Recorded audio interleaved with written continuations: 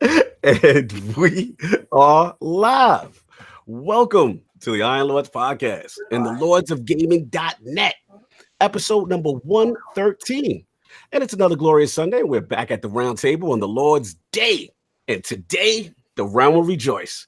We have the E3 2019 prediction series, the final chapter, and Microsoft is up to bat. We've saved the very best for last, and I'm extremely proud to have all this Xbox royalty here at the round table. So we're going to get right into it.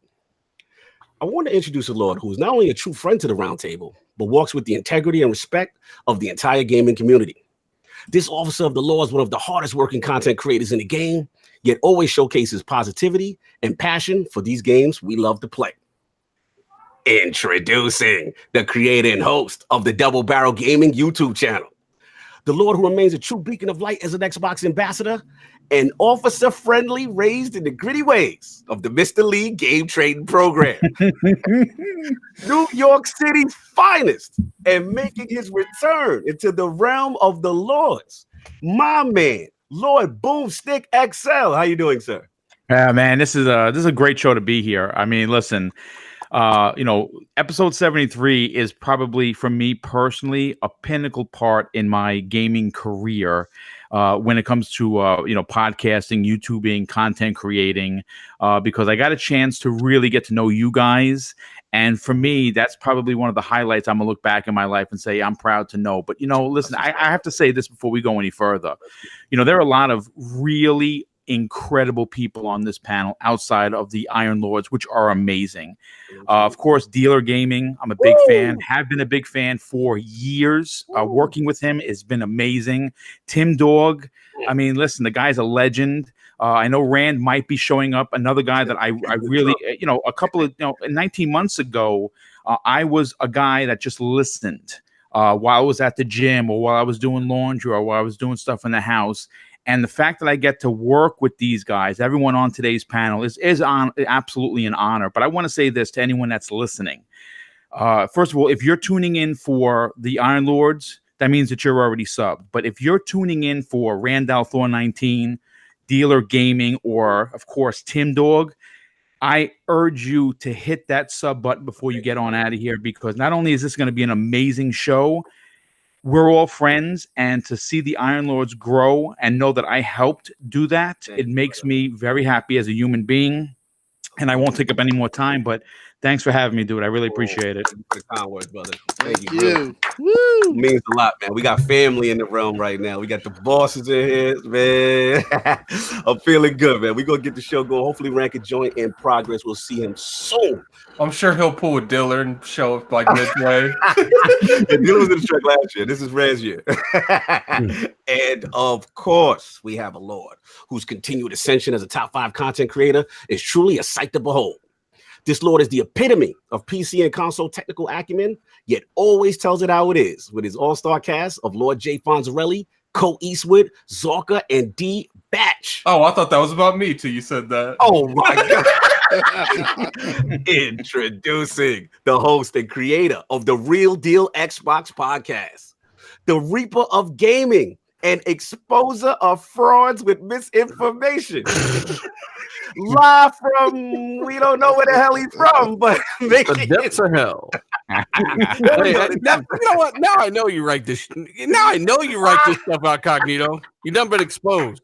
There it is, exposed. Everybody knows. Put a lot of spice in that intro. It does catch some people off guard, but that's Cognito.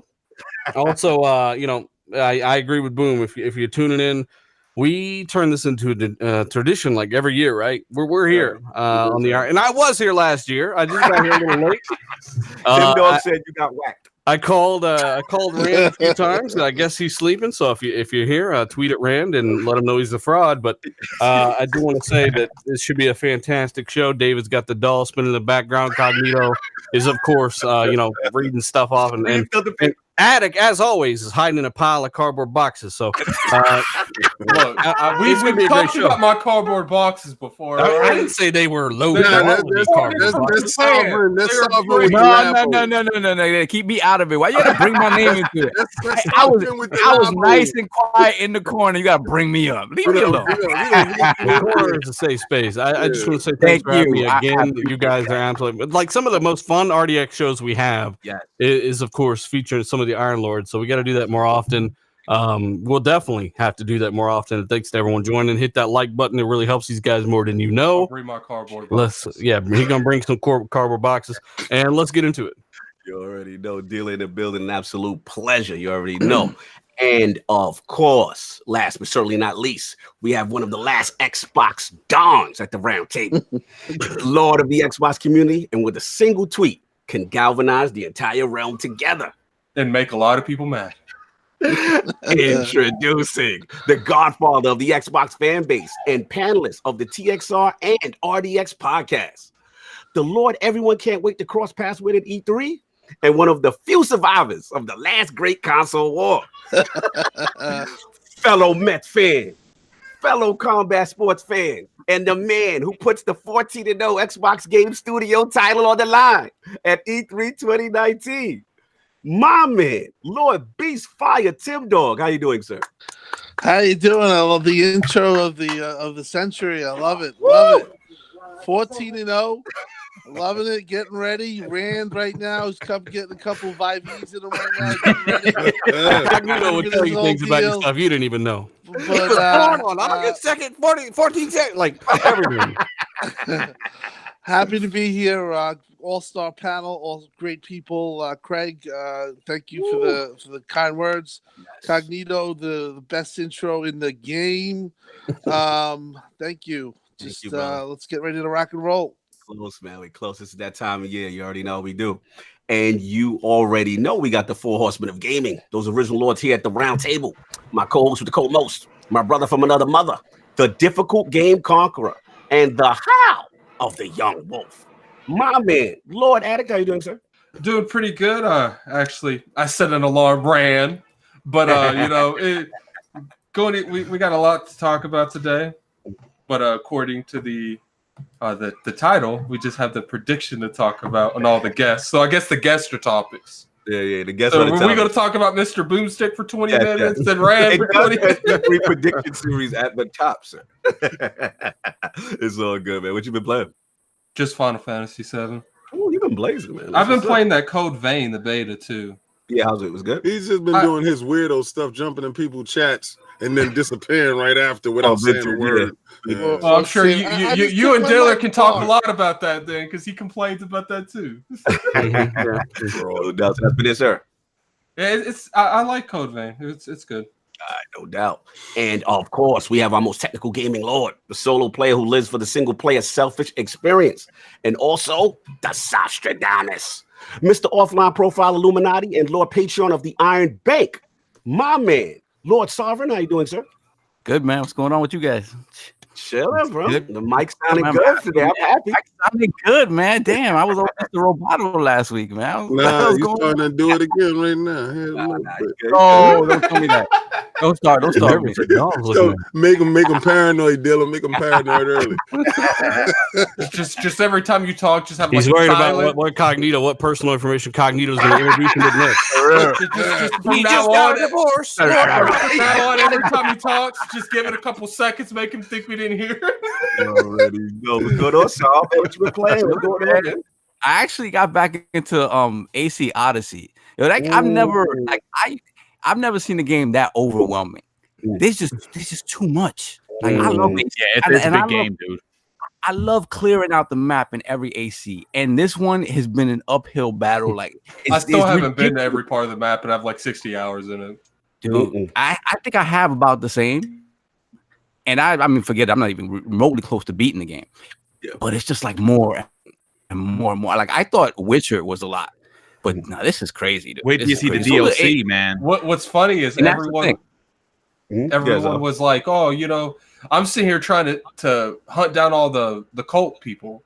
And then after about 20 hours doing this. People are like, you don't even have to kill them to beat the game. I'm like, what? Like, Well, Wait, you don't have to kill them it's to like beat an the game, or you do? additive ending, though. you don't have to do that.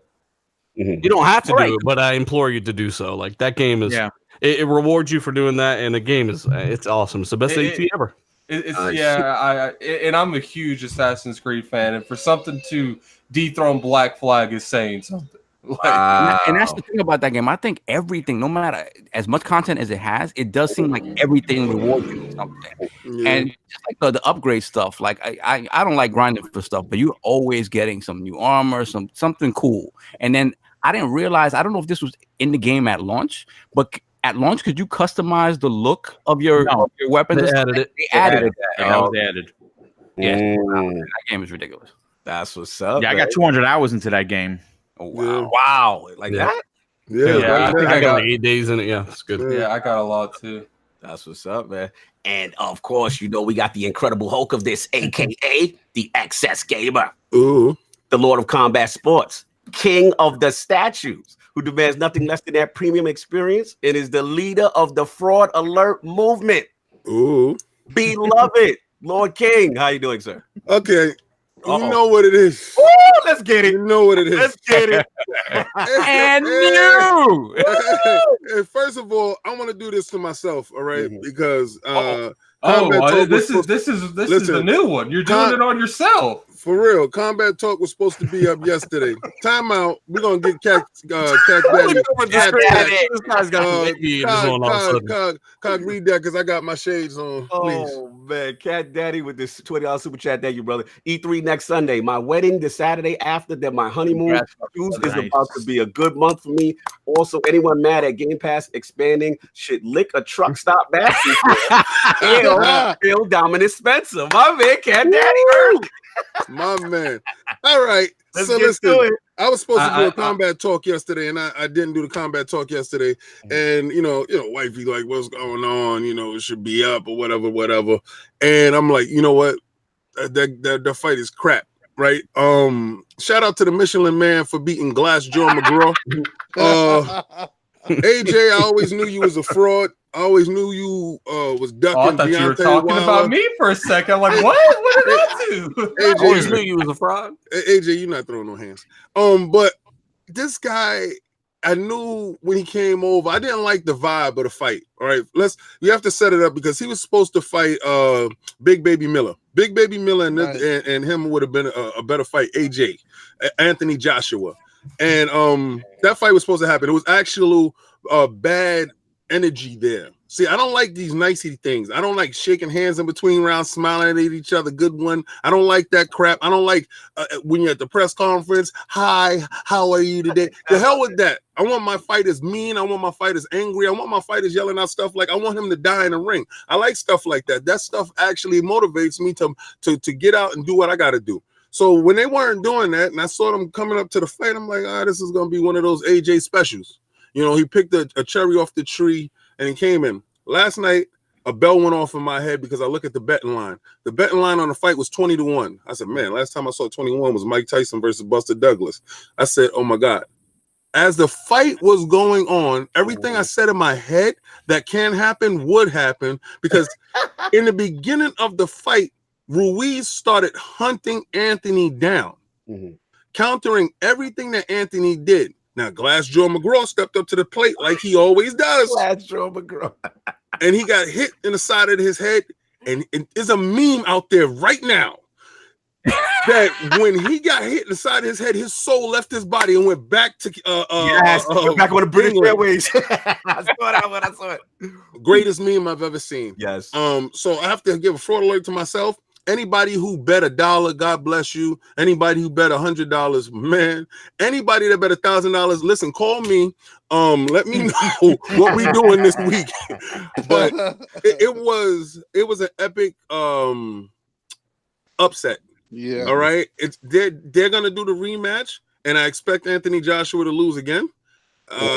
Yeah, because they're gonna do it in England. You know how it's gonna be in Wembley Stadium. He's gonna feel really good about himself. But the Michelin Man need to slim down. But muscle memory is a beautiful thing. It was a great fight. Anybody who watched it was thoroughly entertained. And if you do not like Anthony Joshua, please go watch the fight twice. It is what it is, man. You already know I had to hit you. They was hitting me up like, yo, I need that king analysis right quick. My DMs was going so nuts. I'm watching the fight and my DMs is going crazy. People calling me fraud. You fraud. Where's combat Yeah, talk? they was hitting me. They was like, where's combat talk, man? Like, oh, boy. You already know. And of course, we got the Shinobi, LordCognito of the Cooperative Experience in the building. Not much gaming going on for me, man. Prepping for E3. Shout out to Jess Gordon. I already know what type of situation he in. You know what I'm saying? We getting prep. Everybody's getting those appointments. But enough about all that. You know what I'm saying? We here to get into these topics. The reason why we are here. It's time to talk about this thing of ours. He put the hat on. I love it. Talking about the rash. We got to talk about it, man. We've gathered all these families here for a meeting. Okay, since you want to do that, I got You know, every time I look back at the screen, somebody's wearing something different. What's going on? Get your shine box. Get your shine box, baby. You know what I'm saying? You know, we got a lot of the most powerful Xbox families here at the round table. Lord Rand, unfortunately, has been whacked, so we cannot find it. But we got Lord Hey, Boom. pony dance. Pony dance. We've got Lord Boomsticks of the XL, you know, of the rising double barrel gaming family. Of course, Lord Dealer of the Fiat RDX family. And of course, we have the Don, the Godfather, Lord Tim Dog. So we go Pony dance. Pony dance. Tim's over there looking for his keys for the second time today. we gonna set it off with Lord Tim Dog. You know, we got to talk about the state of Microsoft. I hope you're not going to talk like that the rest of the time. That was my Joe Pesci impression. There we Spider. go. The streets are talking, Lord. Like you just got pneumonia or something. He's like, yeah. They're saying Sony has already won E3 with the robust and expanding release dates. So let's talk about what's going on with Microsoft and how we feel going forward. The floor is yours. The Don, Tim Dog. Well, I think that it's their show to prove what they're about. You know, they're either gonna flop or they're gonna, you know, this is their show. They got 100% take it to them, and my bar is high for them. I don't think that you can, when you have comments like Phil said. I think Phil kind of put a lot of pressure on himself with the 14-0 comment or the 14 studio comment. That's going to be dissected, but the floor is theirs, and I expect them to hit all the right notes, and I expect them to do a good job here. I'm expecting it.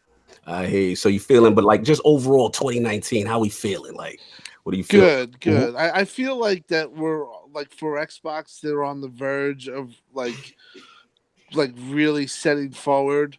They're quite not right there, but this is the start of it. This is where they got to make their play. They had obviously their whole generation has been an extremely tough generation on them. They've done a lot of things to improve the Xbox brand.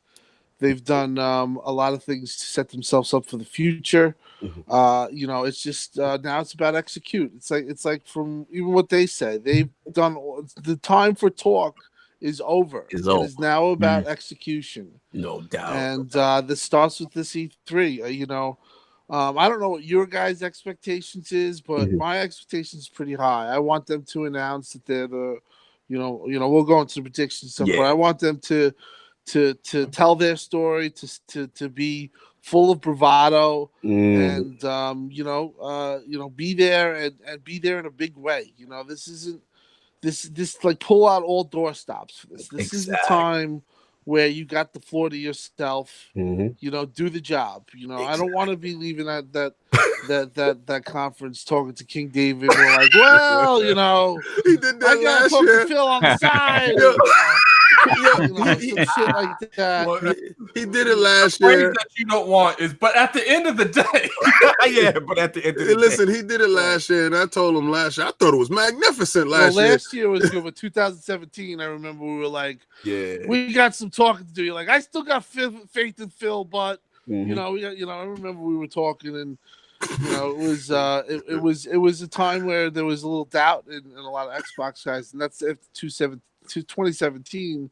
Even though they had a pretty good show, but now is the time. I think. What year was that, Tim? That was the donut wall year. Yeah, that was the year where they really didn't have any. They closed on a multi-plat. It was it was the Scorpio reveal, I think, but it was just more or less they didn't show any games, and that was like their time when people were pressing them on the games. Excuse me, gotta jump up into this super chat, my man. 108 Dragons TV for that $5 super chat. Lord Prometheus, right-handed Zeus has entered the realm. What's good, fam? That's my block brother. Shout out to what's going on. See you in Cali, my friend. You know we're gonna do way big, brother. Way big. You already know. So let's get a Lord Dealer in here. What we feeling, man? They saying they already won E3, Dealer. They saying that Last of Us and Death Stranding release dates. It's over. Microsoft shouldn't even show up. What you feel about Dealer? How you feeling about it? Reminding me how cringy this community is. There's so many dudes out there that last year they had the dude up there with the Snake Charmer music and the flute, and the year before that they did have the actual Snake Charmers up there. They lost a couple of E3s now. Wasn't even close. It's 50 games to -6, and this year it's going to be even more apparently. So we pointed out that. Look, you got 14 first-party games on the stage. From what I hear, Sea of Thieves is going to be there, so that's great. Wait, it is. Don't want to see Sea of Thieves ever again. I've been watching that for 5 years, and I want to say some more creative wording here, but I can't. So wait, we've confirmed that it's not there?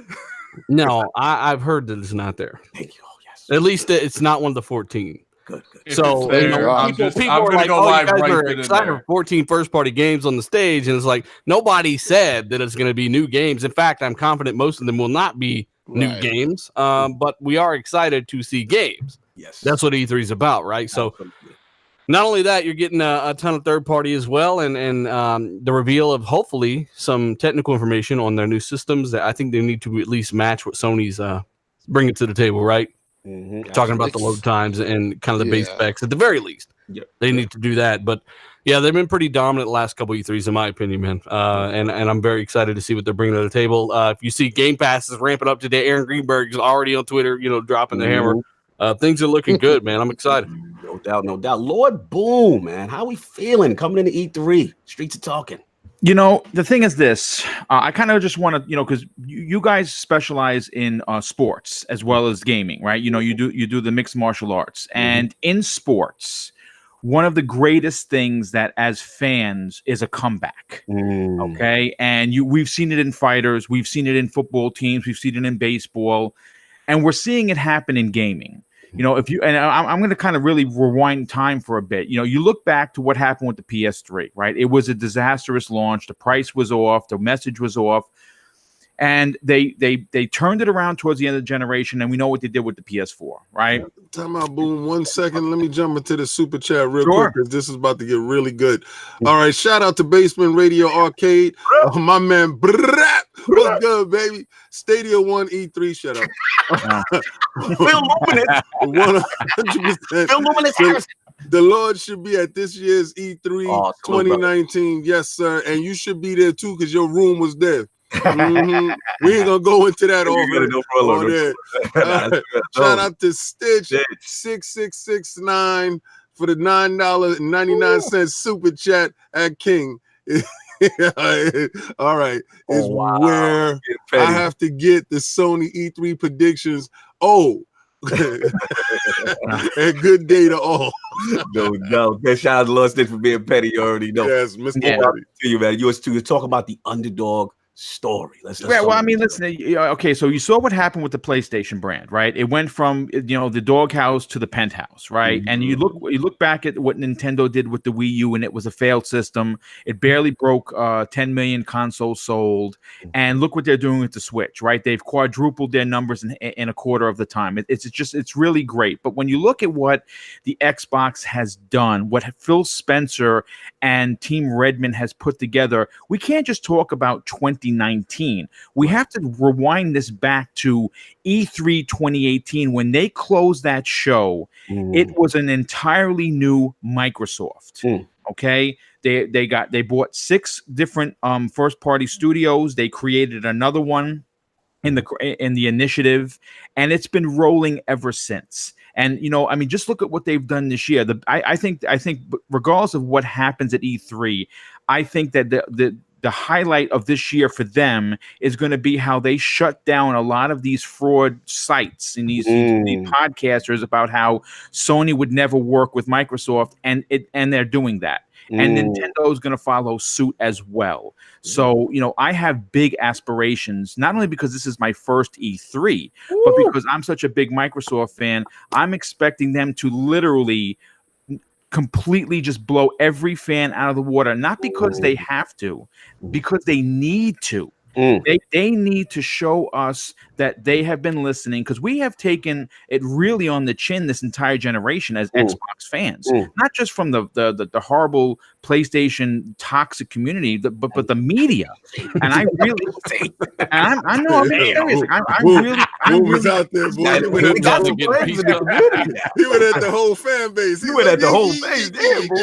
Let him live. This is a good guy. No, I mean, like I said, I know plenty of Sony guys that are Microsoft fans as well, and they don't get involved in that nonsense that is the toxic community, and they do really ruin it for everyone. Hey, that toxic community keeps me entertained 80% of the day. Okay. Yeah, I mean, well, I try to stay away from it, but to be honest with you, I think that Microsoft has absolutely no choice to completely just let this thing go crazy and drop as much knowledge and information on their fans to know that they actually care about us than they've ever done before, and this is their show to lose. No doubt. You think they had no choice this year? And I think if anything, I mean, technically they have.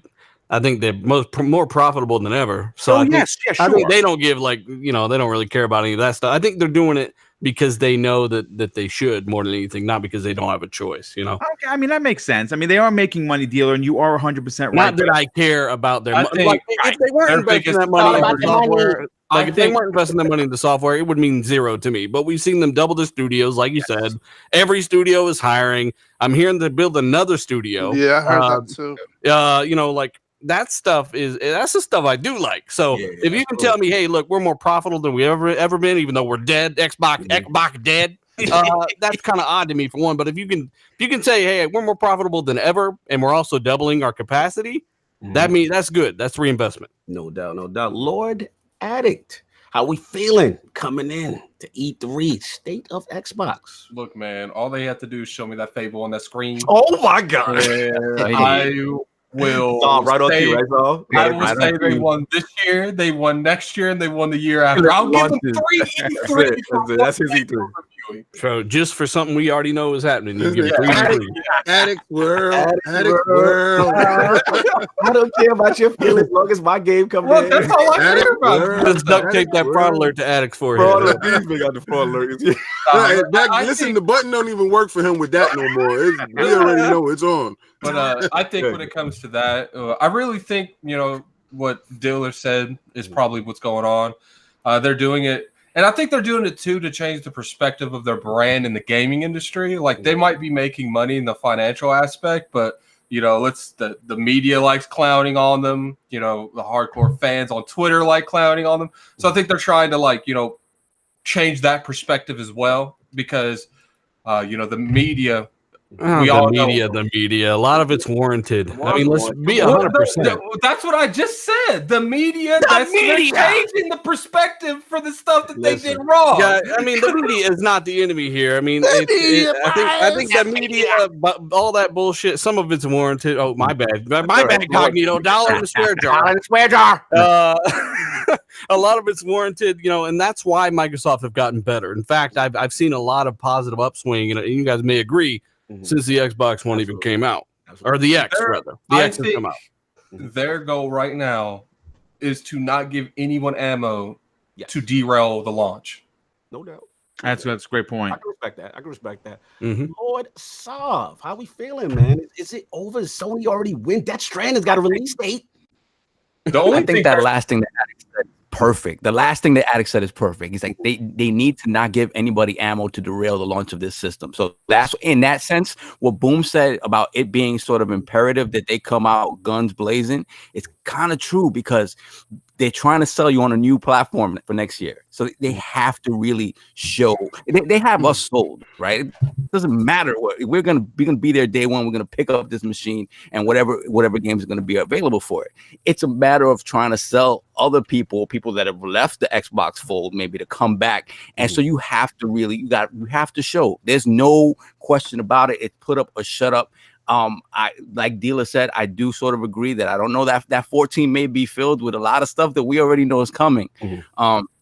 So I just hope everything that surrounds it just shows that what they've been talking about is willingness to now, show new things and hopefully, and something that I've always called them out on, this whole fear that they've sort of had about not announcing stuff too early, that has to go in the bushes. It has to go in the bushes. They have to talk about stuff a couple years down the line. You have to be confident enough in your studios that these games are going to come out, because that's how you keep people engaged. That's how you keep people excited. You don't, keep regurgitating the same thing for 2-3 E3s until a game comes out. People can get sort of tired of that stuff. You need to hear about the new stuff. So I don't. You're saying you don't want to see Sea of Thieves for 5 years in a row now? Again, I don't. I agree 100%. That's the difference, though, Sovereign. I agree with you. Being that Phil said what he said, with Bill being with Phil said what he said, do you think that means he's really confident? Because honestly, if you're not, that's a bold statement. That's even a bold statement. See, but it's a bold statement. Even different than having. We have 14 titles to show. That's one of those better be solitaire too. What is that play on words that they're famous for? Marketing. I agree with you. And I'm going to be honest. If it's a little bit of fluff in there or too much fluff, and that's for me really. I really think if you're going to do that, you should announce Fable, but we'll go into that later. But if it's too much fluff.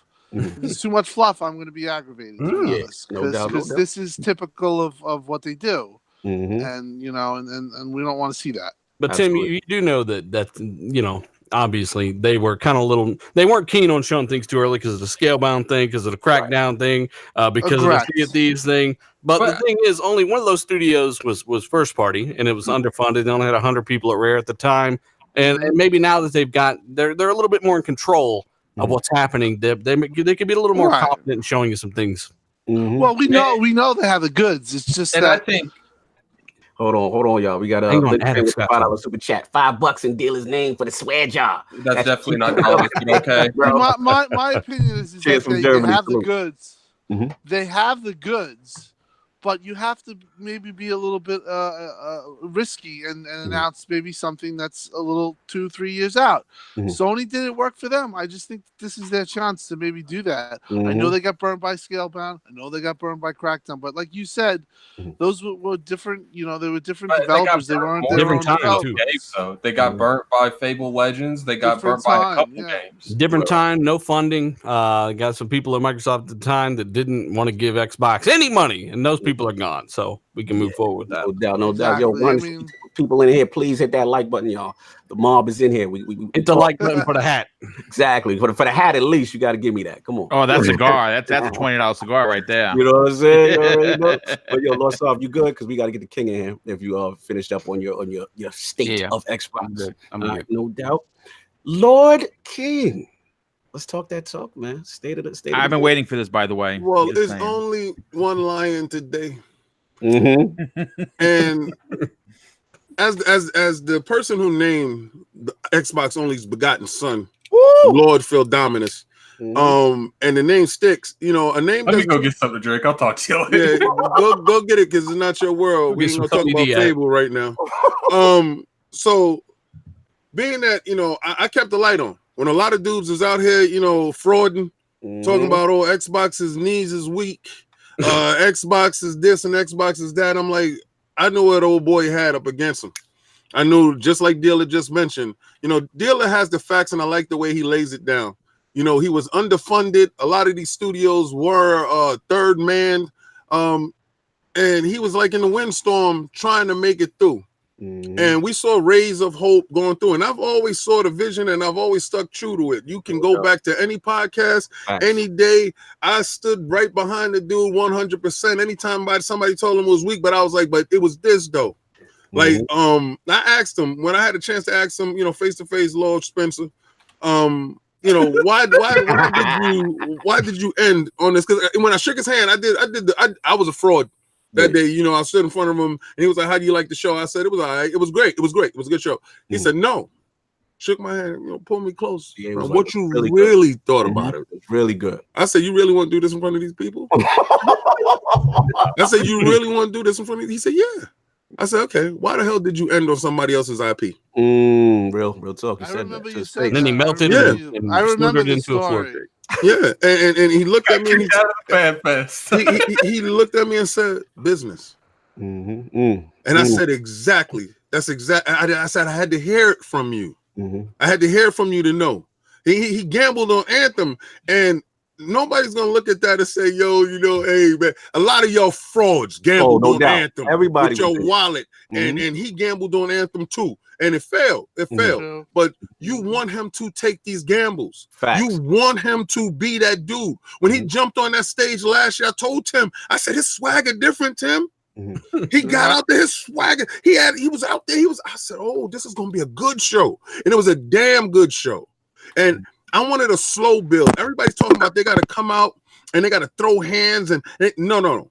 I wanted a slow build, game after game after game. I want to see Sea of Thieves with the Kraken too. I don't give a damn. Nah, we can keep that. You can throw that straight in the flesh. I want a real Kraken though. No, we don't want to see that. No, it's evolving over time. Let me tell you a story about King David just in 2018 E3. Break it down, So he's behind me. He's like 3 rows behind me. And the show's been good up to now. And, we all know that there was this pressure. And then Gears comes out and they show Gears Tactics. Everyone's like, well, okay. Then they show Gears Pop and everyone's like in like this state of mind, like what's going on here? This is really cheesy. And I hear King David and he was still staying true. He says it's like he just got at the right moment. It's like, you can't worry. And then the Gears thing, he said something, and then the Gears thing came in, the real Gears. The real one, yeah. And then we were like, and he was like, "Yeah, I told you so." I told you. I told you. Shout out to Midnight. He got that footage. Yeah. Yes, I do. Because I don't know, you said something like there was like nobody in the crowd. Everyone was like, what the hell's going on? This is like cheesy. And I hear King David, and then like right after that, like he said something. Gears comes on like in the new, and then he's like, everyone was like, "Yeah, we told you." The crowd was lit when that was going on. Facts. Y'all gotta believe that he's gonna come through. Anytime somebody takes the narrative, because remember, he could have sat on his laurels and let us be 720p. Remember that 720p madness that you had to walk around with your head down like this? You had to walk out like that? Taking resources. It's about games now, guys. It's time. He built the machine. He built his box. He literally changed the narrative. He changed the narrative. But the Xbox One X, it's all about the games now. It's all about the games. Yeah, but see, like I like Crackdown. I like the end of another guy's. It was another guy's era, right? That was his last game that he put out, and he saw that through. And that was very nice of him, because he could have canceled that game, dropped it, and threw it in the bushes. Just updated. It came out. And we got these games going forward. I can't wait to see what a quadruple A studio game looks like, because it better look like one of these Sony games. Graphic fidelity is there. It has to show. I mean, you're going to get that this year, David. Gears 5 is going to crush games. Like visually, I don't think people understand how good this game is going to look. You better count on that. I think it's going to crush Death Stranding, to be honest. We don't even know what the hell. I mean, it's going to be one of the best looking games of all time. I mean, and if you really don't think, just watch the Gears 5 trailer. Rod got his time, and what he did originally to get Gears 4 up was. Like 2014, they announced it. They got Rod on that studio. He basically built an engine and built a game and came out in two and a half years. Yep. Now he has that engine in play, and he has 3 years. So not only, Tim's right. He did. They had to build the tech. They had to learn Unreal Engine 4. They had to hire, and they did it all in 2.5 years with a 250-man or 230-man team. Now they're up around 300. They already know Unreal Engine 4. They got the tech built. Right, they got all the actors, they got the story, and they got 3 years, and they got the Xbox One X from launch. So this game is going to blow people away. Look, man, we expecting a lot. Yeah, Expect I it. okay, man. Look, listen. It's not Expect like run for the hat. Microsoft to talk. Yeah, the hat, man. Hit it. You know what I'm saying? It's more talk. Here's the thing. No. Hold on, real quick. We got to do this. Yeah, do that pay super bill. chat. Quick. Let's go, Cog. Let's Shout get it. out to first off, shout out to Philly Eagle with the $20 super chat. E3 is about games, not necessarily your game, but games. It's impossible for Microsoft, in my opinion, to fail at E3 because they're gonna show games. Hashtag fun is king. Who's not having fun on the Xbox? Keep the narrative constant, games and fun. Peace. Thanks, brother. Because E3 shifted to being about just exclusives in the last couple of years, if you remember. Shout out. He's Salute, right, Philly though. Eagle. Great. Quote. Philly Eagle, man. He be riding. Yo, salute. Yeah. Everyone's like, we're not going to be talking about From Software if they're on the stage. Like, it's a game. Right. Games are games. Like the Avengers. We're not talking about the new Avengers game, really. Shout out to Diamond. Yo, you know. For the $2 super chat. Salute to the Iron Lords panel. Great show. Thank you so much. Thank you, brother. Like, we're gonna get into it, man. At the end of the day, look, nobody's snitching. No leaks. No leaks. How happy I am with him, dog, bro. I know. Listen, you're right, dealer. We're a week away. Anything can happen, but generally, Microsoft history, we've kind of get leaks already now, getting the feel. Got the whole show by that. Misinformation campaign going on is what's happening. They're releasing some things and contradicting. But the Xbox One S was leaked 12 hours before the damn show. But that was because of a security guard, from what I heard. So yeah, that's what I mean. I don't think that they can make this. Listen, I can tell you one thing. They're controlling the narrative. Phil is on lockdown. The whole team's on lockdown. I mean, we had RDX. We had Mike on the show, and you could just tell. He was like, "What's next gen? What's next gen?" He couldn't talk, which is understandable. That's good. But yeah, they are on serious lockdown. This week is the telltale sign because they could be doing a great job, and then something stupid could happen. Exactly, and then the stuff could be shown, and we don't want that. We want to be. And I'm genuinely curious, which is what's great. That's what you want. I'm with you, Tim. That's what's exciting me. And to double down on your point, Tim. Where it really hit home for me is the fact that we didn't get any inkling of that Sony and Microsoft partnership. We'll get into that with the next topic. But to me, that was a good sign because normally you would get a little dribble. Somebody start talking, right? Jason Schreier will go to one of his spies. 100%. And you know that there's people that can try to sabotage you out there too. So exactly. So I just think that I think that the way they did that, listen, they pulled off the Sony thing the way they did. I think this is a new Microsoft. I think actually maybe, knock on wood, Phil has the cap on that because that was a real big problem with that. Absolutely. And it hurt them over they would show they showed the Gears console before they even had the thing on Xbox. You can't have that. They got treehouse levels of security now. Like they went to Nintendo with like, listen, man, we need some help. Exactly. Listen, at the end of the day, so Nintendo was like, just don't talk to nobody. Okay. Yeah, man, they're controlling the narrative, and it's good to see. You know what I'm saying? Now, obviously, that Game Pass news just got released. Everything's being released on their cadence, how they want to do it. It's interesting to me seeing how they position in with Steam. That seems a bit interesting. You know what I mean? As far as those comments is there. I know King like that. All that stuff I told y'all is happening, and y'all thought I was kooky and I was drinking the sauce, but I wasn't drinking the sauce, baby. No, definitely, bro. You've been on it. You've actually called a lot of these things when people thought you were crazy. But and then in reference to the Sony thing, like no disrespect to Death Stranding, no disrespect to Last of Us 2, but that don't win E3 for me. You know what I'm saying? I mean, those are great, and it solidifies them for the close of their generation. But I'm excited. I'm excited about what Microsoft has to talk about. So we will get into it. So we're gonna move into the next topic. we're gonna talk about that partnership real briefly, and then more so Project XCloud though. And it's an effect on the next generation. So I want to get the technical lord himself, Dealer, to set this off, man. How are we feeling about this partnership? Do you feel they bent the knee? Did Sony bent the knee? And then the second part is Project XCloud, in reference to the next generation. Like how important a factor is it to you? Lord Dealer, what's up? Bend the knee. Bend the knee. Bend the knee. I don't know if you can bend the knee if you knew that it was inevitable from the beginning, right? Like Microsoft had $50 billion tied up into the server network, right? Sony aren't worth a fraction of that. And it's impossible for them to compete in the server area. They don't have the capital.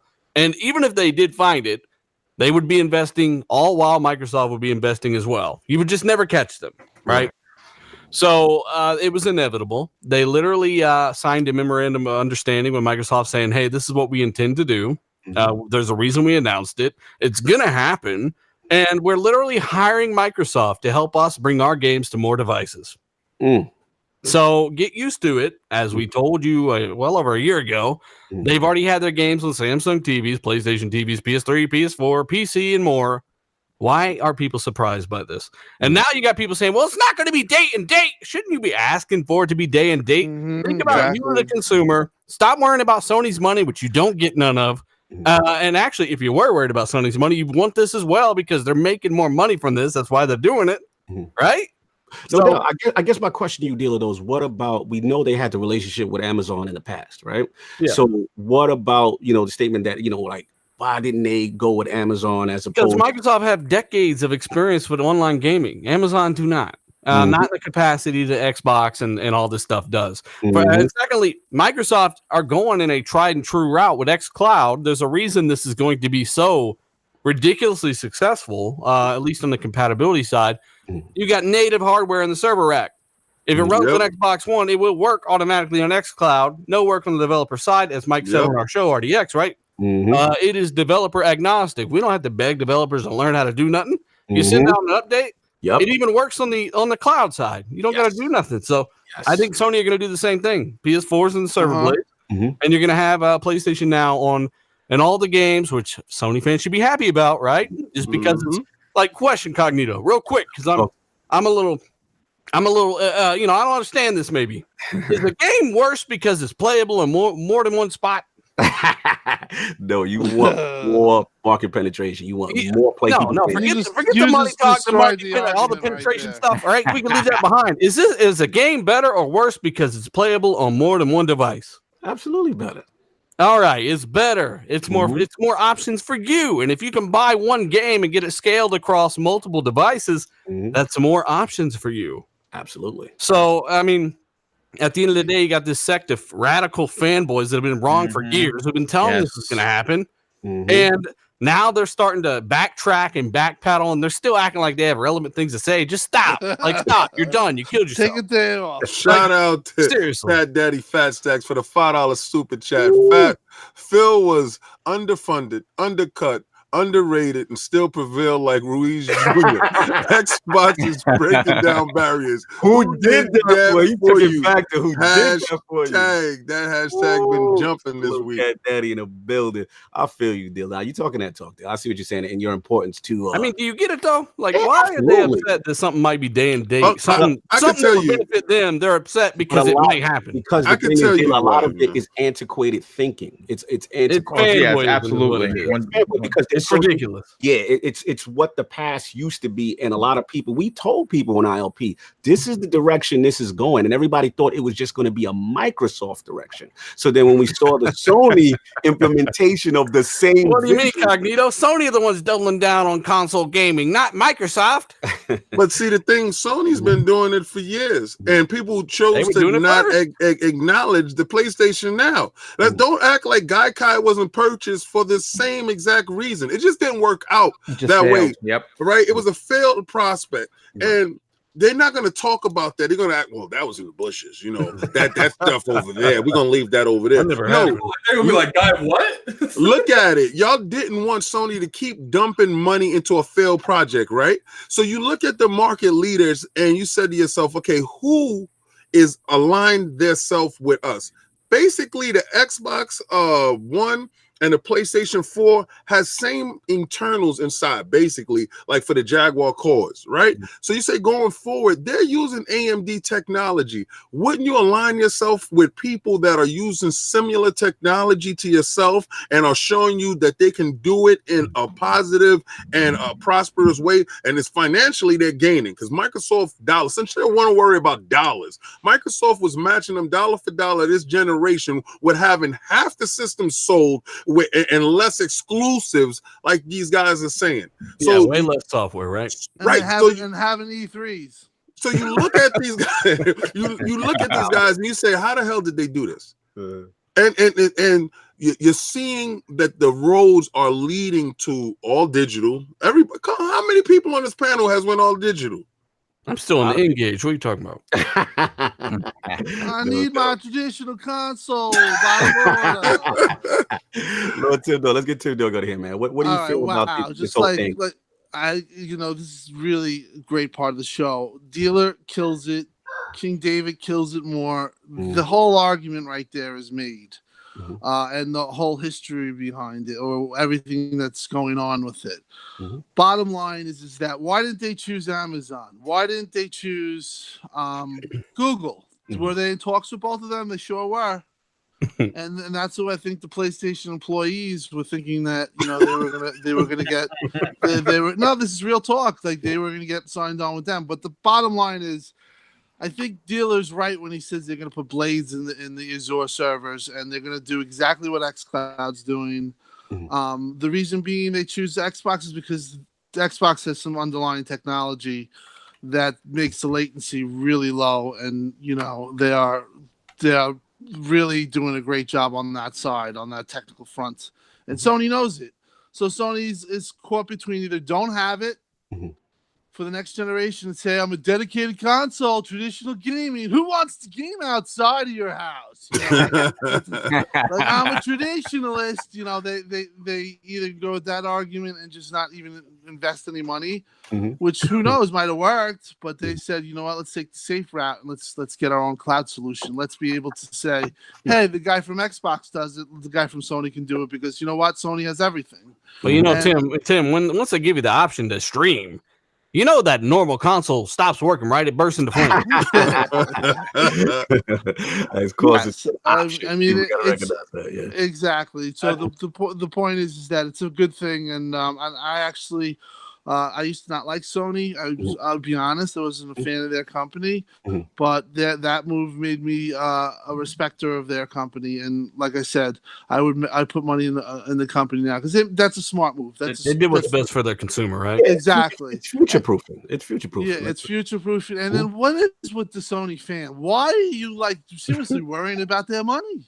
Wouldn't you want your games day and date on a Sony service? No, why would you want that? It makes them worse, Tim. It undermines the value of their console, their purchase. So what you're saying, Sovereign, is they need to feel vindicated. Exactly. They need to feel that purchase was worth it. They need to go outside more, is what they need. And they need to get an E3 and just show up. If you don't have an E3, I mean, we're having a freaking show. I'm 15 shows of E3, and they don't even Sony. Wow. This is the same people who said the flute playing guy last year won Sony E3, and now this year they don't care about it. It's irrelevant. So there's a lot of money that they make. All the 99 million consoles. Yeah, we made so much.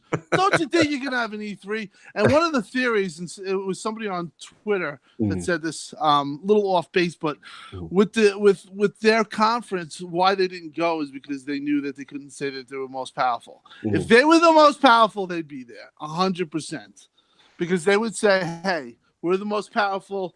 Here's Death Stranding."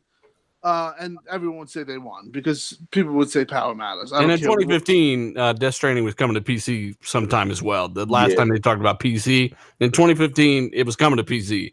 So, Tim, what do you think? They're going to have an Xbox One X style reveal, and they're going to suck the wind right out of the PS5 sales again by saying, hey, look, we're going to be the benchmark, as we already said.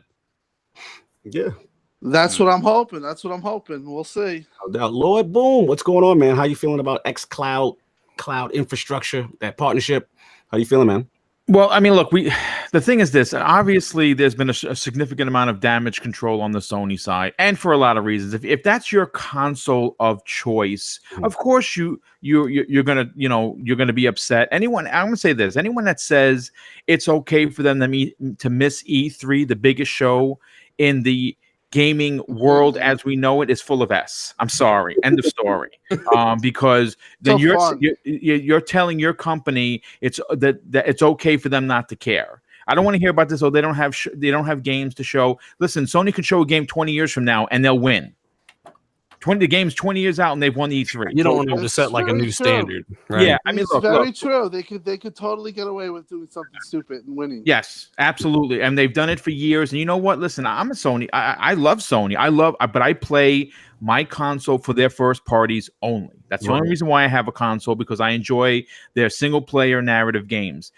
And simply put, and I think everyone has already alluded to this, the reason why they didn't go with Amazon and they didn't go with Google is because, quite frankly, the technology is in Microsoft's favor. That's why they wanted to go with someone that won. And you know what? They tried doing it themselves, investing $380 million into Gaikai, and guess what that got them?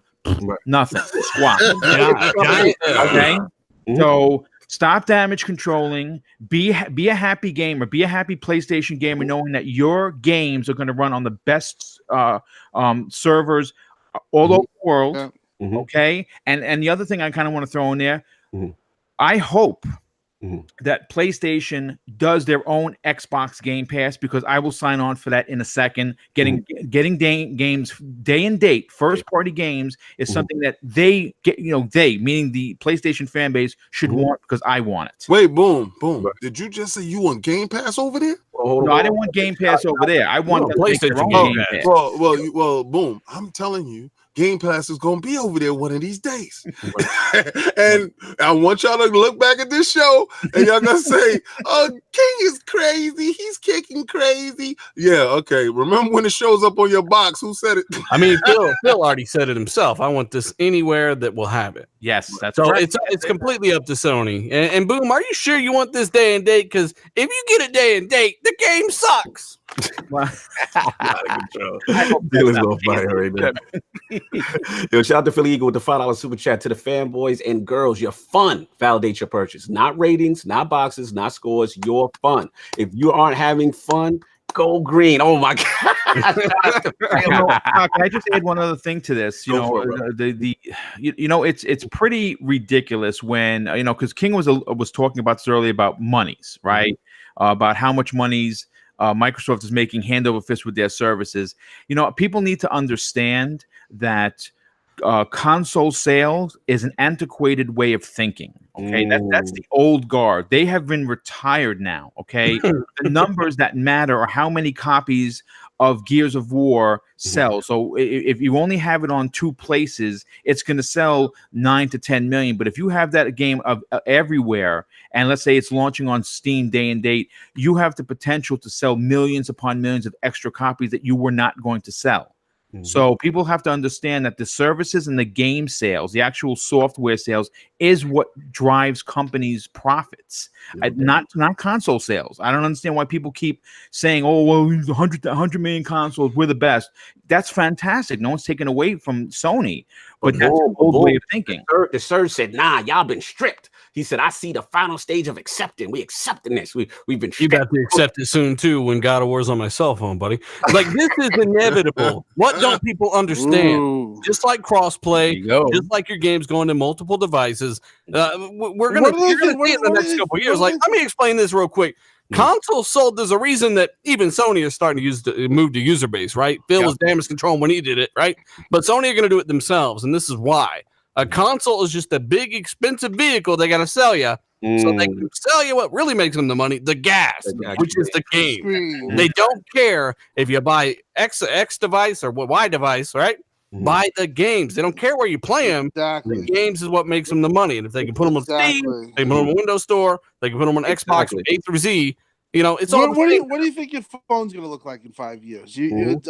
A phone that you buy in 5 years, a new iPhone. What is it going to look like? That 5G. How fast it will be? What would that device be? It's like, Tim, if they don't see it by now, like, what else do they need? But they don't. It's not about even seeing it. I mean, we just saw on the last Sony Investors Relations call, they literally had that verbiage about how streaming is important to their vision for the future. The 5 year plan, right? To play it without even a console, quote unquote. Exactly. And they mentioned the partnership with Microsoft as one of the vehicles to achieve that goal. And the job listings that we told them about a year ago.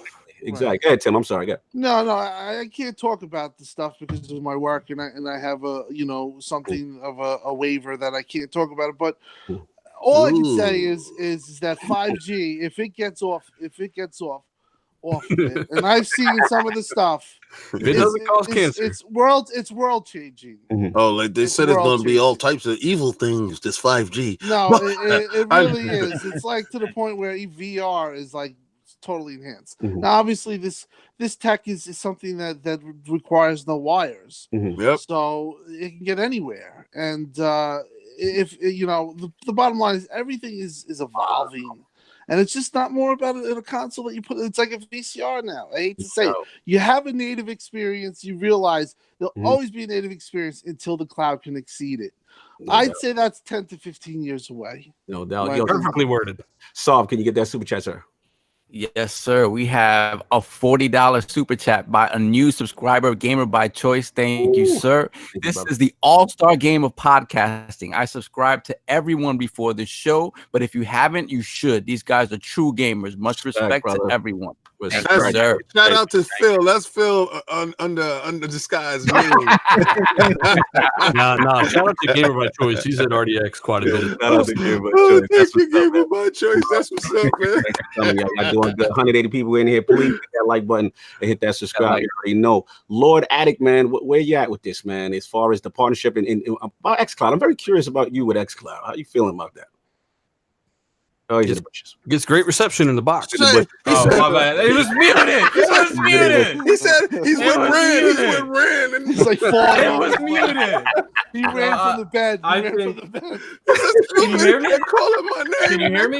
Yeah, we hear you. Oh, it was muted. Thank you. Yes. But I mean, I don't really care about XCloud per se, but I think the reason Sony's doing this is strictly precaution. It's like they don't. It's like Diller said. Regardless what people seem to think, they don't have the money to just liquidate and put into research and development. The cloud infrastructure. They don't have that. They can either risk their whole company because PlayStation is the center of their whole company on not trying to broaden that streaming aspect in 5 to 10 years, or B, they can go to the people that are doing it. Like, it literally happens every industry. Why is people surprised when they do it? Like, it was $1 billion, Addict, if that says anything. Oh yeah, I know. I can't remember where I heard that from, but at the end of the day, you know, they're looking at it from the aspect of like, okay, it's kind of like what Microsoft was going to do with the VR. They were saying, you know, we're not going to make our own VR. We're just going to have the Xbox capable of VR. Obviously, that didn't happen, but their way of thinking is we don't have to research and develop. We'll just use everyone else's VR, and ours will be compatible with it. Sony's doing the same thing. They're like, we don't need to make this infrastructure. We'll just use Microsoft's, and it's like they'll have one foot in the door and one foot out the door. If it ends up failing and not working, they'll just pull out of the deal when it's over. They won't make another deal. But if it works, they'll just pay them more money. No, I feel what you're saying. Lord Soft, where you at, man? This partnership and Project XCloud, is that the secret weapon? I mean, I'm super happy that they partnered with Microsoft. I think it was the ideal thing to do. I mean, you know, Gaikai is nice for what it is, but whenever XCloud launches, that difference in quality was going to be more and more evident. Gaikai is not built to do what the cloud does. Gaikai isn't a cloud service. Gaikai is built for it's at this point it's specifically built to stream PlayStation games, and that's it. On a point-to-point, server-to-server basis. If you don't have servers everywhere, the quality is going to be what it is, depending on your internet connection, and that is it. Cloud is much different. Cloud, you can do whatever with cloud. So it was imperative that they jumped on with somebody. And I think I said this during the Nintendo prediction show. Mm-hmm. I'm happy that it seems like the big three are banding together on this. I'm happy that Microsoft, Sony, and Nintendo are working together, because regardless of how you feel about Google and Stadia, the fact of the matter is that they're coming, and they spent a lot of money and a lot of time investing in Stadia. Mm-hmm. I'm happy that the big three in gaming are standing together against this, because I don't think any of us wants to see Stadia and Google at the top of the gaming and the streaming LordCognito. No, I want to see it. I'm going to definitely be there, but I don't want to see them overtake a Microsoft or a Sony or a Nintendo. I don't want to see that you ever. and I have purchased a lot of on live crap. Remember that? And But on live is what Gaikai is. Yeah. Stadia is cloud. Stadia's cloud. I mean, it's different. The tech is different. I know where you're coming from with this. The tech is different though, and the fact is that they have money hand over fist, and they're willing to spend it. B, they made sure they put gaming people at the front of this. They didn't put tech people necessarily at the front. Well, the reason why I brought up that on live crap, right? The reason why I brought that up, and you and I face first, right. We were the dudes online, like we before they were doing crowdfunding. Vaseline. That was you and I, right? It was us. So I still got mine. I like to bring it out one day to show people.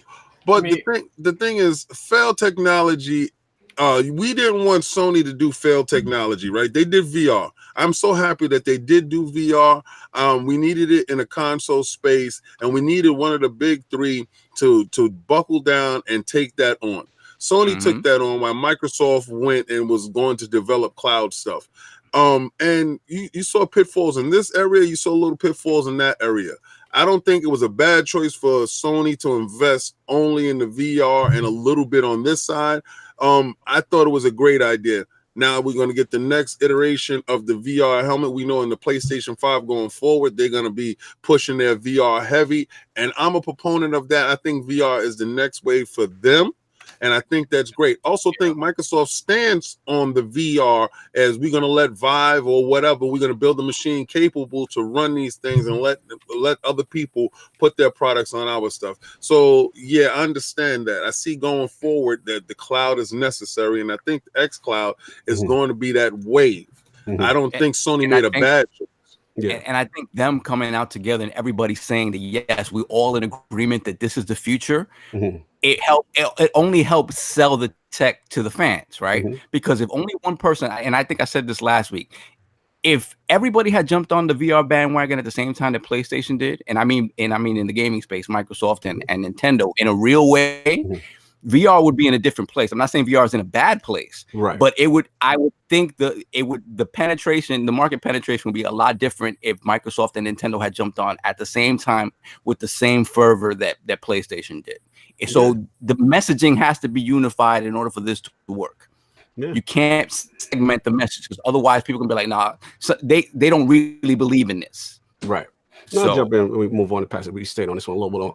But look, at the end of the day, listen, I highly anticipate, one of my highly anticipated announcements is that public trial for XCloud. Like, I'm really dying to see that. And I got to shout you out, Tim Dog. Like, when I saw you with the 5G speeds, you know what I'm saying? Like, that's exciting to me. And all I see is just imagining XCloud, imagining these full console experiences on the go, or just even using my laptop remotely and using my phone as a 5G hotspot for like Game Pass games. Right? You can do that so easy. Exactly. The possibilities. You could tether a freaking gig. I mean, it's listen, not to interrupt. No, go for it. You're talking about passion. Like, I'm actually reading up and I'm doing some like research on it because I can. I have access to, like, you could read about stuff about the way it's built and stuff. The technology is really so awesome if it hits off. It's just the fact that will they build it out, or that's their question. I don't know what's going to happen, but if 5G hits off, you're talking about what you saw on that video with that article. You're talking about double that in some places. Like, you'll be looking at your phone and you'd see insane amount of speed. So and the latency, everything is like so the latency is like sub. I can't give you the number, but it's ridiculous. It's so like crazy how much this can really do. I mean, clowns, you talk to clowns about it. It's just, I'm waiting for it to really hit. And with gaming, it's a match made in heaven. You know what I mean? That's the thing. Exactly. And again, no one, like Deal is saying, no one's saying your console busting in the flames now. That might not be an option for you. You know what I'm saying? Like, this is just future proof, and everyone seeing, listen, these companies, they're privy to a lot of this data and this access. There has to be a reason people are shifting in this direction and future proofing themselves. And all this, like, Sony, this has been their vision from day one. Yeah, they had Gaikai, but clearly they've made an internal decision that this is not sufficient enough to propel them to be prepared for this next generation of streaming. They had to partner with someone. 5G is so relevant that Dish Network is revolving their whole company around that in the future. Right. It's so crazy. I can't wait until they show some of the stuff that you've seen. Because I had to sit in the meetings and I seen a lot into that, and it's crazy. It's amazing. Yeah, absolutely. I just can't wait until they all the carriers start showing what they, because there is a lot that they talk about it, but there is a lot behind it. Like like the way the latency and everything that's going around. Like I heard VR is like it changes VR too. Yeah, because you don't even need a central processor. I think you could do it in the cloud or whatever. You know what I mean? You could do it like Stadia is doing, but do it for VR.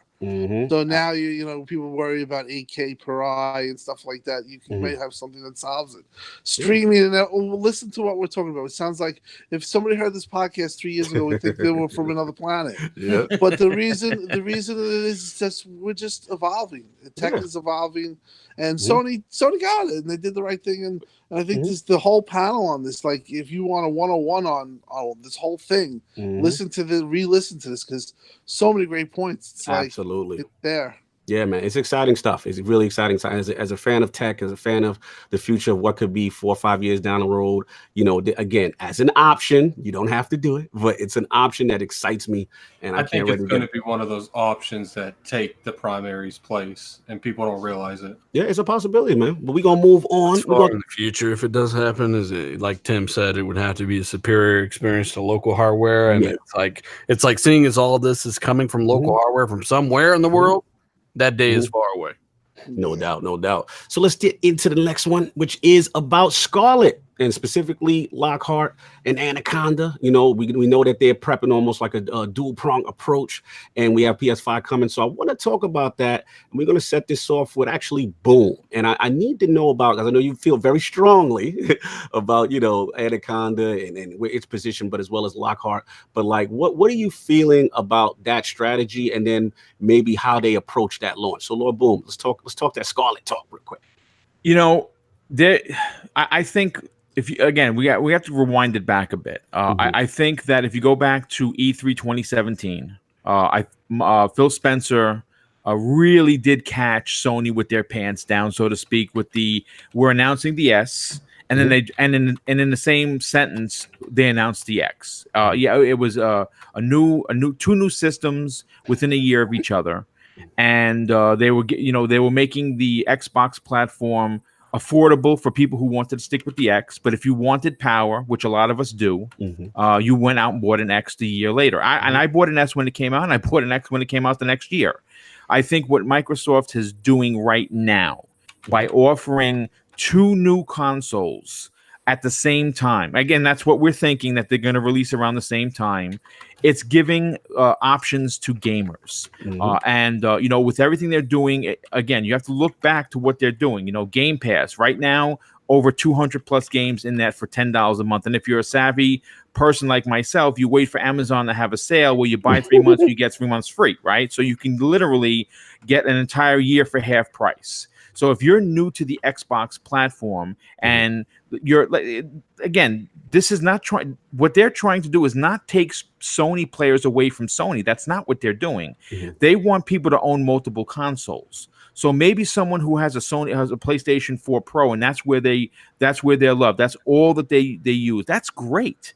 But Microsoft is going to now give an option for if you want the power, you're going to spend the $500, which is what we think that it's going to be. But if you want to just kind of tip your toe in to see if you like what you're seeing, you get the cheaper version. Now, what we're hearing is that the Xbox Lockhart is slightly more powerful than the X. Okay. So you are getting 2 next generation consoles. One is going to be specifically priced for people who have never invested in Xbox and may want to do that. And you have the one for the diehard gamers, like everybody on this panel who will go out and buy an Anaconda.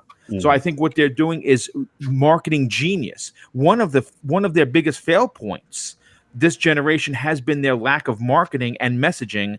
And I think that we're starting to see there's going to be a change coming in the next generation. No doubt, no doubt. Lord Dealer, I need some strategy, man. It's two. Are they confusing the market, Lord Dealer? These two consoles? I'm confused. Well, I'm confused by the multiple different levels of displays in my house, the different levels of console power that I already have in my house, the different phones in my house. It's all so confusing. It's not like I just turn it on and it just works and I know exactly what the hell I bought, and it all costs different prices for different reasons. There's a reason this OLED costs a lot more than the KS in the other room, right? Mhm. So I don't think it's confusing. I think that's a cop-out for people that are short-sighted. Mhm. I also do not think Lockhart is going to be faster than the X, not on the GPU side. I've said this before and over and over. It'll be around 4 or 5 teraflops on the GPU side, but it'll have improved CPU cores and faster RAM. And overall, the goal of that system, in my opinion, 100% should be as cheap as possible. Yes. It's the new Xbox One S, for instance, right? And that means maybe get rid of the disk drive. Do everything you just did with the Xbox One SAT edition, right? You should have redesigned that around new silicon, new power supply, everything, new circuitry, and got that down another $50 at least. So that should be the goal of the Lockhart. It should be $300, and that thing should be an overall better experience because it's better overall. The GPU is slightly slower, but overall it's much better than the X. And then they'll phase the X out. Anaconda comes in. They're like, you know what? We're going to double the power of the X. We're going to around double the power of the X with the new Ryzen cores and more RAM and blah, blah, blah, SSD. By the way, the Lockhart should not have an SSD if they're going to keep this thing as quick as possible or as cheap as possible. But no SSD on Lockhart. Don't come on, fam. It very well may. But if you're trying to get this thing at $300, you need to stop acting like you buying that car. I mean, that's the true, but I got to think about you. You represent the masses. This is Hold on. Shout out to Super Chat. Shout out to Cedric H for the $5 Super Chat. Don't forget, Stadia is Linux based. Yes, shout out to Sigma. That's actually a negative because you got to develop every game for Stadia. You don't get the competition isn't doing that. They're like, look, you got 3,500 titles from day one. Boom, updated. It works everywhere. Boom, it's on every device. Boom, and Stadia's over there with they have to make every game and optimize it just for Stadia, and that's a massive disadvantage. But in terms of Lockhart, I'm just saying the whole purpose of Lockhart. Every single bit of it should be as cheap as possible, as appealing as possible. Otherwise, 2 SKUs, there's no purpose. There's no point. If it's $400, there's no point. If it's $100, same price as PS5, there's no point. Right? The whole purpose is to be as cheap as possible, give you access to a better experience. With the Anaconda, double the power of the X, all the goodies, blah, blah, blah. Price isn't really nearly the option, the thing that you got to worry about. So I'm really looking forward to what they're doing here. I've been talking about that particular thing for a while, and I'm excited about the prospect of what could be a far less compromised experience, right? I think the ray tracing, as I've said before, is definitely a thing. Minecraft, Forza 8, definitely be some Minecraft, I know, but they're working on it. That will have ray tracing. And they're really going to show off some of this stuff. I'm just really excited about what they're going to show this year, man. Like specs, give me some ideas here. I want to be able to lock this down. I agree. Lord Tim, man, what are you thinking about these 2-prong approach with the console? I'm getting excited. I'm thinking like, wow, like they have so much potential. The choice that they made here to make 2 consoles, possibly but unlikely to be 2 designs. The way they went about it, I think, was really great. So they wanted to be the most powerful. They wanted to ensure that. And I'm pretty sure that story is going to be fleshed out at E3, hopefully. And this all comes to fruition, what we've been saying is going to happen. This obviously hasn't happened yet, but all indicators show that. So they got that down. That was huge for Xbox, and for me, that's as a fan, that's huge. That's like big to me. I think that they have to be in the $499 range, but I'm not sure. That's one of the questions I have. Right. But the Lockhart, like Dealer said, if they're going to go after a market, that's the one that's going to sell the most. Guys. Even though we'll talk about the Anaconda, that's going to sell the most, and they get in the $299 area. And it does 1080p 60 with ray tracing and all types of bells and whistles. I do believe that pace bin might be where it's going to land. Now, when they say 11.1 based on Navi technology. Mm. Maybe a dealer can, say it better, but there's something called like RTN or TRS, which is the equivalent of the Vega architecture. And if you compare the two, you like add 2 T-flops. So it's like really you're getting like a 13.5 Vega, Right. Around that speed. But even though that's where I think it's going to think. I think both Sony and Xbox will be pretty close, but I think Xbox is going to have more T-flops. But I mean, look, Phil said it himself, right, Tim? Last E3, we're once again gonna continue and be the benchmark for console gaming, meaning we're gonna have the most performance, right? A lot of people think, well, you got a Vega card, you got a Polaris card. It is possible to have a faster last generation architecture card than a newer generation card, right? Like if I want to go to an RTX card or a newer GTX card, there are faster, older variants of those cards on older architectures, for instance, right? So just because you're on Vega and I'm on Polaris, like in an ideal world, they have cards where they've made Polaris cards faster than whatever, an older architecture that's much more expensive. Just because you're newer doesn't mean you're faster automatically, for one. So I don't really care what architecture they're using. As long as it's 7 nanometer, they need to do that for power draw and heat. That's absolutely essential when you're pumping out this kind of power. And really, we'll see what kind of features that comes with. Like Vega came with Delta color compression. With the Xbox One, I actually get some features there that it's a mesh of the two. And likely, you'll have a mesh of these architectures with the next consoles as well. Absolutely, man. Lord Addict, man. What's going on? What do you feel about that Lockhart? I'm targeting you. Man, I don't care about this stuff. I mean, when it comes to it, like, I think that they're going to really just promote the what's the higher one called? What's that called again? The Anaconda. I think they'll briefly talk about the Lionhead or Lionheart or whatever that's called. But I think for the most part they're gonna promote the higher tier one the most, but they are going to make you aware that the other one exists. It's just they're gonna want the highlight being around the Anaconda. I think the best experience, yeah, and I think it's going to be one of those things. How King says it, we got the premium experience here, but we know you broke people. Yeah, we got this here. That's how I talk. That's how you. You want me to do the attic? You don't want me to do the attic. Listen, put the shades on to do the attic. Attic will wear shades. That's what we got. That's what you got. That's what you got, Attic. Yeah, that's exactly what I think they're gonna do. All right, no doubt. So, what this dual console program? I know me and you have gone at it on this. Yeah, definitely. I mean, I love the two-prong approach. I think that's in that way they make sure that they don't lose that power narrative ever again. They make sure they have all their bases covered. Like I said before, I think the Lockhart is what's most important for them. I think Anaconda is the boutique item that we all want, whatever that means. It's going to be the high-end boutique thing, and I think that Lockhart is really where the sales are going to be made. And for me, it comes down to, we've said it before, the secret sauce that these consoles utilize. I think the Lockhart, whatever optimizations are made to that, like Dealer was saying, to make it as cheap as possible, but at the same time as powerful as possible, to be able to throw around all of these, these coin terms, these ray tracing, and be able to do all of that at as low a price as possible. I think to me, if they pull it off, it's going to be the most impressive thing.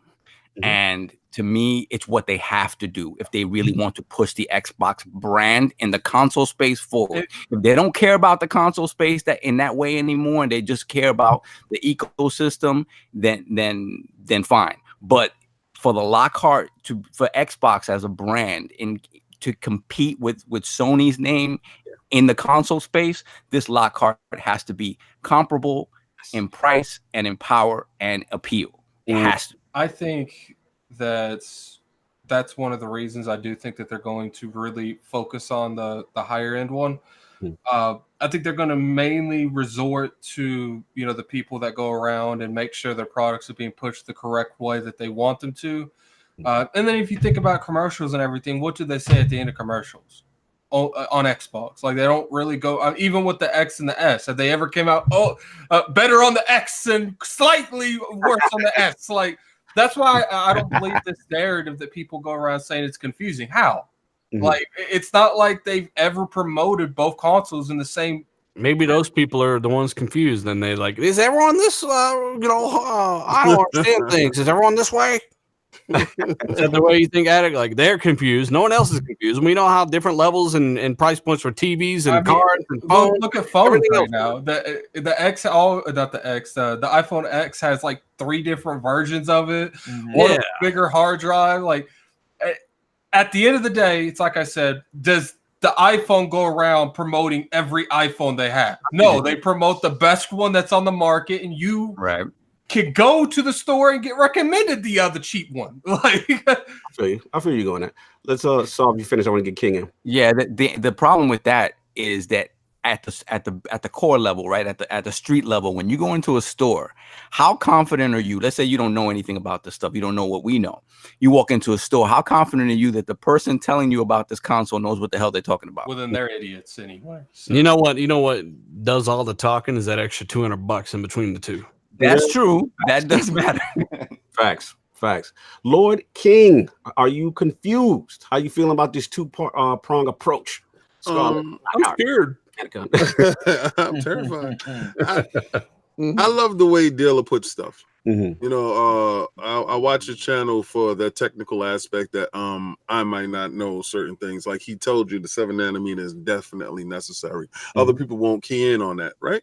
And he gave you why, right?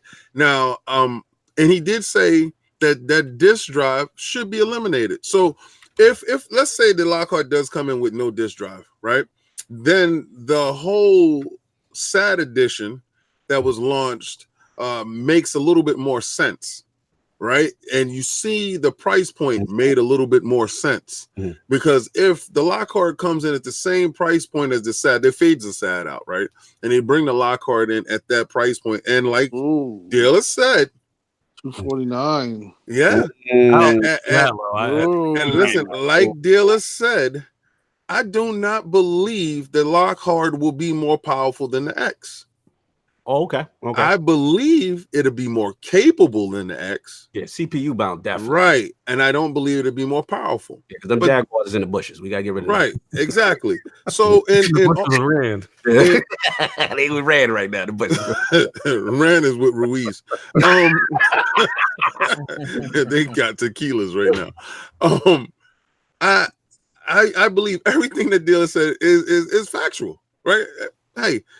Now, going on to the boutique item, like Sovereign said, is the Anaconda. Everybody on this panel, we're and not saying that people aren't true gamers. Right. When we say we're true gamers, this is a distinction between somebody that's an audiophile and somebody that likes speakers. Facts. Okay. When you go into a store and I spend $5,000 to $6,000 on a Bose system. It's because I want to hear that little ping in the corner when I throw a quarter in my game, right? I want to hear that ping.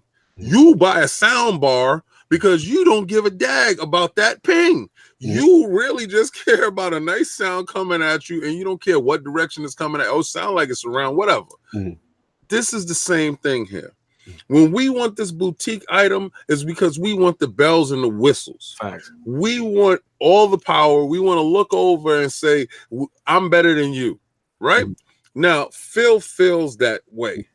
When you're getting a SKU that is one is cheaper to get in those guys who feel like I don't have this much money, and I still want to play with everybody else. I want to be a part of the next generation. I'm coming in with a lower aspect. That's how Sony won the narrative. They were more powerful and cheaper. Right. Shout out to Def Singer, the $5 super chat. Shout out to the Lords. The E3 Phil Dominus will snap his fingers, and 50% of ponies will dis. Oh my God! Norman Greedus. I want my package on time. Wow. Throwing the dark baby in the corner. Oh, that's my boy. That's my boy. Day one dude right there. Okay. And 50% of ponies. That would be crazy. That sounds like Matrick at the beginning of his channel. He snapped his fingers at every Xbox. Xbox fans disappeared. Ponies. Yeah, and turn the ponies. And then you have the Anaconda where it's going to be a little bit more. Right. All right. And we expect that. We expect a little bit more. We expect that premium going inside the store. We don't see 300 when we walk in the store. We see 600. And I honestly believe it's gonna be $600. I see $600 walking. If they come in at 5, that's a smash. That is a smash. All right. If you get a price point coming out, I don't think we get a price point coming out of C3. But if $600 is that thing, I don't care anyway. I'm gonna get it anyway. Hey, I want to throw this out there too.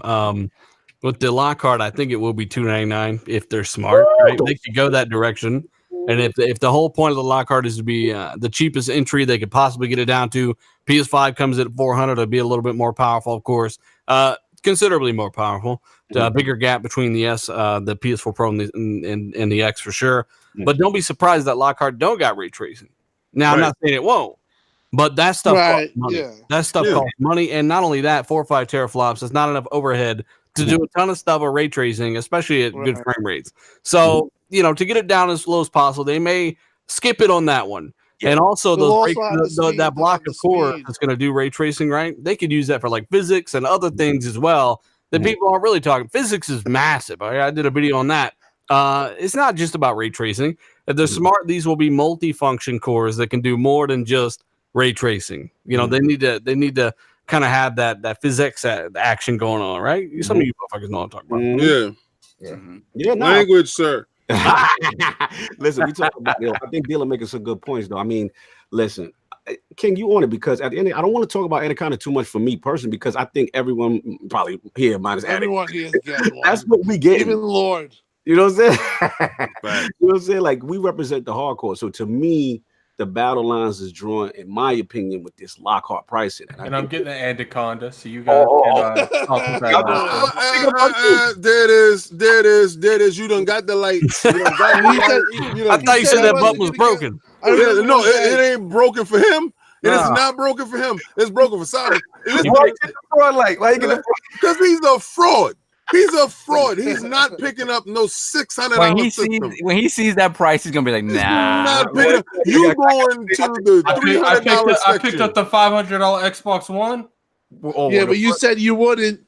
You told. I remember. No, there's a reason I didn't pick up the X because the X came out after the S. Like, why would I buy again? Hold on. Think about it though. You have more compatibility than ever now. You had no buy either of these generation. You don't have to buy either of these new systems. I think you might get Lockhart and then get the. Listen, not a soul on this panel believes you.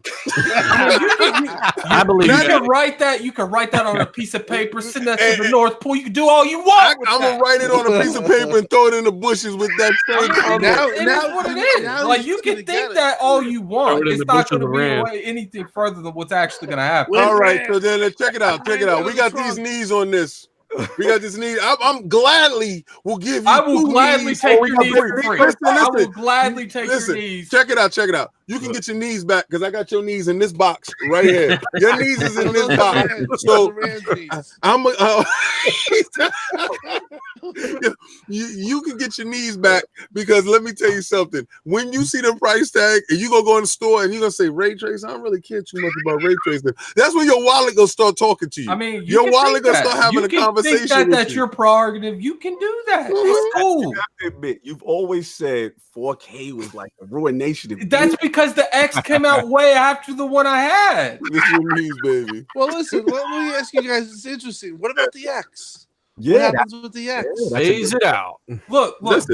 Look, Cognito, did I not? Everybody with an X still is in a good position. I mean, yeah, you might get 30 frames, but you know you're going to get 4. I mean, we asked you, Bar, about that on the show, right? Like, we asked him about, is the X going to be viable in a year or two? He said, yeah, 100%. Thing still does a ton of options and settings, and it's very capable. Just bottleneck to 30 FPS. Exactly. Many cases. Yeah, bottleneck. It'll still. But that's not really the worst thing because I mean, listen, I know deal is nuts about for. I gotta be I mean, sometimes you can see frames, but most of the times I don't care. Tim, you can always see frames. I know right? you can see the frames, but just to me, like if it's 30 frames per second, I grew up when I remember playing freaking these games, and they used to pause, and I laughed, and I am not. Hey, Tim, I get it. You're fine with 30 frames. Right. But when you booted up Rage, what did you notice 100% of the time? 100%. That was a good. But see, some cases it's like that. Now imagine 4K or close to like and that 60 FPS though. Like, why not have it? That's if you can do it, why not do it? It makes a great game even better. Yeah. I honestly think that everyone here is getting the Anaconda. Everybody but Addict. It's just an option, right? Like if you don't care about 60 FPS or any of that, then don't spend the money on it. Well, the thing about these consoles too is the speed. You know, Sony already showed that off. And I know I said the thing that I heard, the 3-second thing from boot, from cold boot, you're in your UI, you're right into your thing. So the speed of these things is going to be so much faster than what we're used to. The UI that we complain about, a lot of that is just because of the speed. That's going to be so interesting to find out if the Lockhart has an SSD. That's going to be key. I do have to say that I play with a guy who has a regular Smegular Xbox, right? And a Smegular, a white joint. All right. He shout out to him. He works for Microsoft. I'm not gonna throw you in the bushes, but he has a Smegular, and he went and got SSD. We play Destiny together. Yeah, you're left behind. Yeah, yo, he loading in faster than you. I'm so mad that I paid for this X, and this dude is running around in the world. He's like, yo, I got half the enemies killed. I said, what the hell are you talking about? I'm still flying in. And you better upgrade that spaceship. And when I land, he already got half the strike done. Yeah. So no. This is good discussion, Tim. I think you're making a good point. You know, at the end of the day, like I said, the Lockhart is going to be very interested in me how they position that bad boy.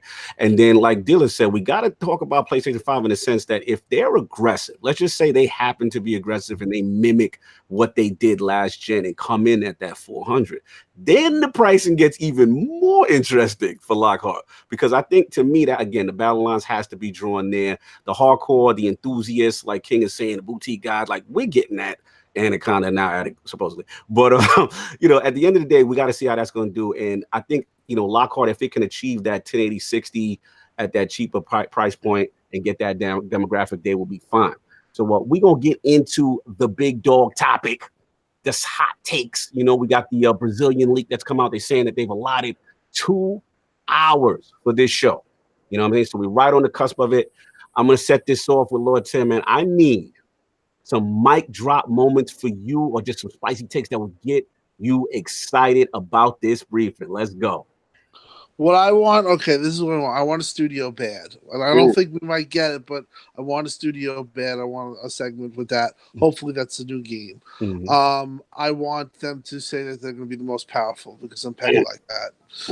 I love how he had to put that in there because I'm petty like that. I'm petty like that. I like the petty. Let's be honest. If we're going to be real here, and sometimes people have a problem doing that, power does matter. When you're going to bring a console, you're going to want the most powerful thing. It's like when you buy a Lamborghini and you buy a Maserati, you guys say, well, what's the HP? Which one are you going to like more? That's right. You're going to like the faster one. The bottom line is that they have to deliver. I'm expecting them to deliver. I'm expecting them to have a great week. I'm expecting to be jumping for joy. I'm confident that that's most likely going to happen. I think they have so much stuff ready to go. But those are the two big things. I want games, and I want Fable. That's the other. Those are my three asks. Addict is loving you with that. I want the Fable. I want it. You know what? It's already, this article's written about it. It's already out of the bag. Just, you know what? It's a surprise that everyone, best known speaker, whatever, a secret, however that stupid saying goes. But that's what I want. You know what I mean? I want Fable there because it's a bona fide AAA. You'll have Gears, which is gonna blow our socks off. Halo, ready for that gear. Which is gonna be, I think we're gonna see some stuff on Halo with the new engine, which is gonna blow our socks off. And then you're gonna have Fable with Playground. I don't think you get much, but you might get something that really intrigues you. And for me, that's listen, that might be low by early standards, but that's what I'm okay with. If they want to put it in 2 other surprises, I'm hoping that the Ninja Theory Look scheme, as pointed out by Dealer and others, they're not their frontline team. It is a team that was working on this behind, like, it's not the Hellblade team, which is pretty much the unbelievable talent of that studio. Not saying that this is they're bad. I don't know. They're kind of a question mark, but I hope that game looks really good. Hold on. Okay, boy, you said shout out to the panel, my boy Cognito with that sick Darkwing Duck look. Woo-hoo. Baby, we small out here, baby. We crispy, bar bosses. You already know. No doubt. And look at that. They're completely going away from the theme of our podcast. Like, you love this? Like, we're supposed to be like mid-ages. They over here. Cognito looks like the mafia. I don't even know what King looks like. This show's like right off the green and gold. Tough. I love it. Guess you didn't see the crowns, the green and gold. This is the wizard suit for the magic. You got it from Phil Dominus, okay? Exactly. You didn't notice the watch, green and gold. Man. I want the crowd to be going screaming Dominus when he comes in. That's what I want. I'm gonna get it popping. I'm gonna get it popping. Dominus. Imagine the whole crowd was saying Dominus, and that would be totally crazy. Like, Phil just up there looking like, what the hell? I got something for you. No, but we'll be in that conference, and we will hear something of that nature from these two. There's no. I might have to do something. Dominus! Anaconda! Throw me out. I could get thrown out of there if I put the heat on and really started. I know you guys would be cracking up though. Dominus 14-0.